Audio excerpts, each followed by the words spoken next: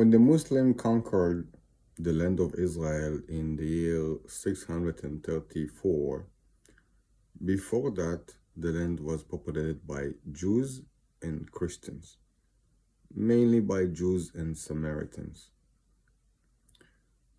And since then, since the year 634, the Muslims colonized the land of Israel. They brought Arab tribes to settle in the land, and they brought other soldiers to settle in the main cities, and they did it on the expense of the Jews and the Christians that were the indigenous people of the land. And they got to the point that in the end of the period, the Arab period ended in the year 1099 when the Crusaders invaded the land. At that time, the Jews were living mainly in Jerusalem, in Ramle, in Tiberias, in the Galilee area, and also the shore area. The Christian population became very, very small because of constant war between the Arabs, but also the Jewish community became very small. But still, even then at that time, there was no Muslim majority in the land.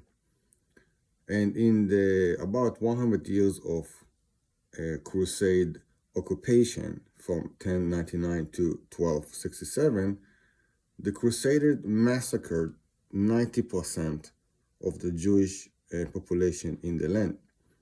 And this is why when Benjamin of Tudela, a Jew from Spain, traveled in the land of Israel, he traveled all around the Middle East in about the year 1165, something like this, just before Salah ad-Din conquered Jerusalem from the Crusader.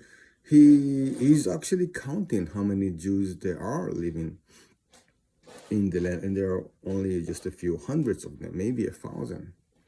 But he's not counting a lot of Muslims as well, because the Crusader also killed a lot of Muslims. So obviously, the Muslims that were settling in the land of Israel during the Arab period, most of them fell victim to the Crusaders, just like the Jews. So the Muslim population that we're talking about that lived in land in the Mamluk period and then the Ottoman period are very different than the Muslim population that lived in the land during the Arab period. Those are new people.